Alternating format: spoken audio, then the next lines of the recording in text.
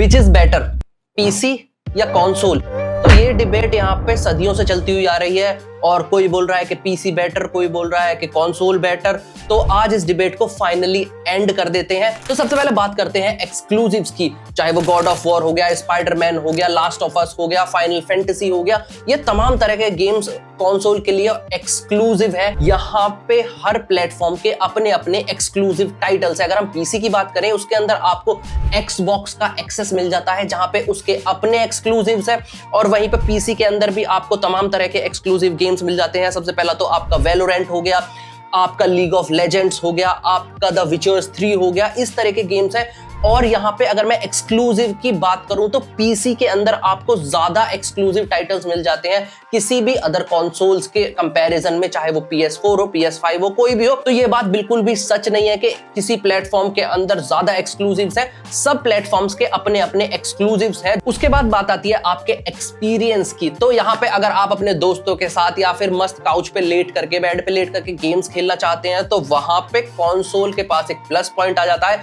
क्योंकि यहाँ पे कंसोल एक ऐसा डिवाइस है जिसे आपको सिर्फ अपने टीवी से कनेक्ट करना है, और कंसोल के अंदर जो आपको इंटरफेस देखने को मिलता है वो काफी इजी है और इस तरीके से डिजाइन किया गया है कि आप आराम से कंट्रोलर को हाथ में पकड़ के सोफे पे बैठ के मस्त गेम्स को एंजॉय कर सके। लेकिन कुछ लोग बोलेंगे हम पीसी के साथ भी तो ऐसा कर सकते हैं, हम स्टीम के बिग पिक्चर मोड के थ्रू अपने टीवी को कनेक्ट करके गेम्स को खेल सकते हैं, जिससे हम अपने कंट्रोलर, कीबोर्ड, माउस किसी भी डिवाइस को कनेक्ट कर सकते हैं अपने टीवी से। लेकिन यहाँ पे अगर मैं आपसे स्टीम के बिग पिक्चर मोड की बात करूं तो उसके अंदर आपको ना तो उस लेवल की परफॉर्मेंस देखने को मिलती है, पिक्चर क्वालिटी भी उतनी अच्छी देखने को नहीं मिलती है, और उसको कनेक्ट करने के अंदर बहुत सारे इश्यूज हैं। कभी डिस्कनेक्ट हो जाता है, कभी कनेक्ट नहीं होता है, कभी आपको नेटवर्क की प्रॉब्लम्स आती है। तो वो इतना ज्यादा ऑप्टिमाइज्ड नहीं है। और to be completely honest with you, जिन्हें टीवी पे गेम्स खेलने हैं कंट्रोलर से कनेक्ट करके, उन्हें इतनी ज्यादा मेहनत करने की जरूरत नहीं है। उसके बाद बात आती है फ्लेक्सिबिलिटी और वैल्यू की। तो यहाँ पे आप पीसी के साथ ऐसा कर सकते हैं कि आपने कोई सस्ता पीसी बिल्ड किया, उसके अंदर एक अच्छा सा ग्राफिक कार्ड लगाया और आपके कंप्यूटर में वैलोरेंट आप खेल सकते हैं जस्ट लाइक दिस। और वहीं पे आप पीसी के साथ मल्टीपल डिस्प्लेस को कनेक्ट कर सकते हैं। आप यहाँ पे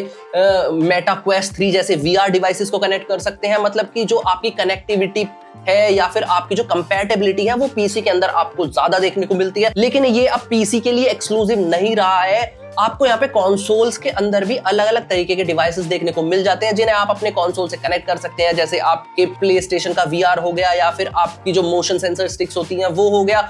उन सबको कनेक्ट करके आप अलग अलग तरीके के गेम्स खेल सकते हैं। तो यहाँ पे पीसी के अंदर आपको ज्यादा फ्लेक्सिबिलिटी मिल जाती है, जहां पे आप रैम को, ग्राफिक कार्ड को या प्रोसेसर को अपग्रेड कर सकते हैं। लेकिन वहीं पे कंसोल्स के अंदर भी आपको टाइम टू टाइम अपडेट्स मिलती रहती हैं, जिसके थ्रू यहाँ पे आपके जो गेम्स की परफॉर्मेंस है उसको वो इंक्रीज करता रहता है और आपको ऑप्टिमाइजेशंस मिलती रहती हैं आपके कंसोल्स के अंदर टाइम टू टाइम। तो अब बात आती है परफॉर्मेंस और प्राइस की। तो आपने ये चीज बहुत ज्यादा सुनी होगी कि पीसी बहुत ज्यादा फास्ट है कंसोल से, लेकिन यहाँ पे ये बात भी बिल्कुल सच है कि पीसी हमेशा ज्यादा एक्सपेंसिव होता है कंसोल से। अगर आप एक कंसोल को कंपेयर कर रहे हैं एक हाई एंड गेमिंग कंप्यूटर से, तो जो गेमिंग कंप्यूटर है उसकी कॉस्ट 2 to 3 टाइम्स ज्यादा होती है एक कंसोल से। और वहीं पे अगर आप किसी मिड रेंज पीसी को किसी हाई एंड कंसोल से कंपेयर करते हैं तो आपको कंसोल के अंदर ज्यादा परफॉर्मेंस देखने को मिलेगी। और एक चीज और बोलते हैं लोग कि कंसोल के अंदर आपको बहुत ज्यादा परफॉर्मेंस मिलती है। नहीं, कंसोल के अंदर इतनी ज्यादा परफॉर्मेंस नहीं मिलती है। कंसोल्स को ऑप्टिमाइज्ड किया गया होता है कि वो आपको एक स्मूथ एक्सपीरियंस दे, क्योंकि यहाँ पे कंसोल्स एक्सक्लूसिवली यूज होते हैं गेम्स को खेलने के लिए। लेकिन वहीं पे अगर मैं पीसीज की बात करूं तो वो एक जनरल पर्पस डिवाइस भी है, जहां पे आप अपने वीडियो एडिटिंग, फोटोशॉप, आप अपने स्प्रेडशीट, वर्क्स, और वहां पे आप 50 तरीके की ऐसी प्रोडक्टिविटी या फिर आपकी एंटरटेनमेंट एप्स को यूज करते हैं। और वहीं पे कंसोल्स के अंदर आप सिर्फ गेम्स को खेलने वाले हैं, तो कंसोल्स को ऑप्टिमाइज करना आसान है, क्योंकि वहां पे उनको सिर्फ रॉ परफॉर्मेंस नहीं चाहिए, उनको वहां पे चाहिए आपको गेम स्मूथ दिखे और आपको यहाँ पे जो एक्सपीरियंस है गेमिंग के अंदर वो बेटर मिले। लेकिन वहीं पे पीसीज के अंदर आपको ओवरऑल परफॉर्मेंस चाहिए, आपको एक रॉ परफॉर्मेंस चाहिए, जहां पे आप रेंडरिंग भी कर रहे हैं, वहां पे आप स्प्रेडशीट भी क्रिएट कर रहे हैं, मल्टीटास्किंग भी कर रहे हैं। लेकिन वहीं पे कंसोल्स के अंदर ऐसा नहीं होता है। तो यहाँ पे ऐसा बिल्कुल भी नहीं है कि एक चीज बेस्ट है और एक चीज वर्स्ट है। यहाँ पे दोनों के अपने अपने डाउन साइड्स हैं और दोनों के अपने अपने प्लस पॉइंट्स हैं। और यहाँ पे अगर मैं आपसे पीसी के अंदर बात करूं तो पीसी के अंदर आपको यहाँ पे बैकवर्ड कंपैटिबिलिटी भी मिल जाती है। जैसे कि अगर आपको कोई 10-15 साल पुराना गेम खेलना है तो थैंक्स टू DirectX आप यहाँ पे कोई भी गेम्स अपने कंप्यूटर के अंदर इंस्टॉल करो, वो आसानी से चल जाएगा। लेकिन यहाँ पे कंसोल के अंदर बैकवर्ड कंपैटिबिलिटी बहुत ज्यादा लिमिटेड है। 1 या 2 जनरेशन तक ही आपको बैकवर्ड कंपैटिबिलिटी देखने को मिलती है। लेकिन पीसी के अंदर एक डाउनसाइड ये है कि आपको चीटर्स वगैरह बहुत ज्यादा देखने को मिलते हैं। यहाँ तक कि नेशनल लेवल चैंपियनशिप्स के अंदर भी लोगों ने चीटिंग की है। तो यहाँ पे हमने एक चीज और सुनी है कि कंसोल्स ज्यादा लंबे टाइम तक चलते हैं as compare to a PC. तो ये बात सच है कि आप कंसोल को एक ज्यादा लंबे टाइम तक यूज कर सकते हैं, क्योंकि यहाँ पे सिर्फ आप उसे एक गेमिंग के लिए यूज कर रहे हैं। लेकिन वहीं पे अगर आप कोई पीसी बिल्ड करते हैं तो आपको वहां पे उसे रेगुलरली अपग्रेड करना पड़ता है। आप 4-5 साल तक एक पीसी को ढंग से चला सकते हैं, लेकिन उसके बाद आपको कुछ ना कुछ उसके अंदर अपग्रेड करना पड़ेगा। और ये एक पीसी का प्लस पॉइंट भी है। मान लीजिए आपने आज कोई पीसी बिल्ड किया जिसके अंदर आपको अभी 16 GB रैम की रिक्वायरमेंट है, लेकिन 4 साल बाद आपको लगता है कि आप कोई ऐसा गेम खेल रहे हैं या फिर कोई ऐसी एप्लीकेशन को रन कर रहे हैं जिसके अंदर आपको 32 GB रैम की जरूरत है। तो आपको सिर्फ अपनी रैम को चेंज करना है, या फिर अगर आपके पीसी के अंदर एक्स्ट्रा स्लॉट्स हैं तो उसके अंदर और रैम को ऐड करना है, और आप इस तरीके से अपने पीसी को अपग्रेड कर सकते हैं। और वहीं पे पीसी के अंदर आपको फ्रेम रेट लिमिट्स देखने को नहीं मिलती हैं। ऐसे बहुत कम गेम्स हैं जिनके अंदर आपको फ्रेम रेट लिमिट्स देखने को मिलती हैं। आप पीसी के अंदर 100, 200, 300 फ्रेम्स तक भी गेम्स को खेल सकते हैं, लेकिन वहीं पे कंसोल्स को लिमिट किया गया होता है मोस्टली 60 फ्रेम्स के लिए,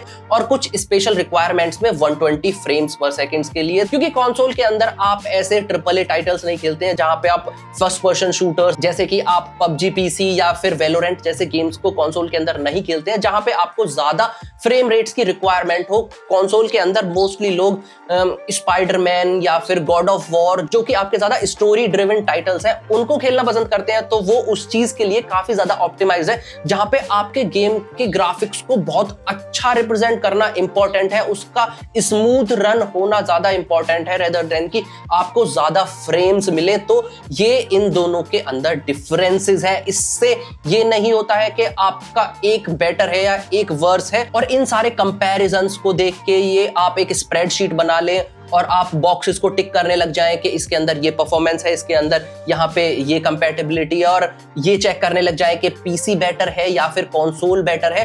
तो इन सारी चीजों को आप ना देख करके अगर आप अपने एक्सपीरियंस के ऊपर जाएं कि आपको क्या एक्सपीरियंस चाहिए, आपका यूज केस क्या है। फॉर एग्जाम्पल आपके घर में लोग आते हैं, आपको अपने दोस्तों के साथ बैठ के चिल करना है, गेम्स खेलने हैं, तो वहां पे डेफिनेटली एक कंसोल आपके लिए बेटर ऑप्शन होगा कि कौन यहाँ पे पीसी पे बैठेगा, पीसी पे एक टाइम पे एक इंसान गेम खेलेगा, या फिर आपको कंट्रोलर को कनेक्ट करना पड़ रहा है, जहां पे आपको उस तरीके के एक्सक्लूसिव टाइटल्स देखने को नहीं मिलते हैं। जैसे कि आप फुटबॉल वगैरह खेलना चाहते हैं और आप वो अपने दोस्तों के साथ खेलना चाहते हैं, तो उसके लिए एक कंसोल बेटर ऑप्शन है। और वहीं पे अगर आपको काउंटर स्ट्राइक जैसा गेम खेलना है, वेलोरेंट खेलना है, PUBG PC खेलना है, जिसके अंदर आपको यहाँ पे ज्यादा फ्रेम्स पर सेकंड चाहिए, आपको यहाँ पे कंपेटिटिव माइंडसेट के साथ गेम खेलना है, जहां पे आपको एक प्रॉपर सेटअप लगेगा, तो उस केस में आपके लिए पीसी बेटर रहेगा।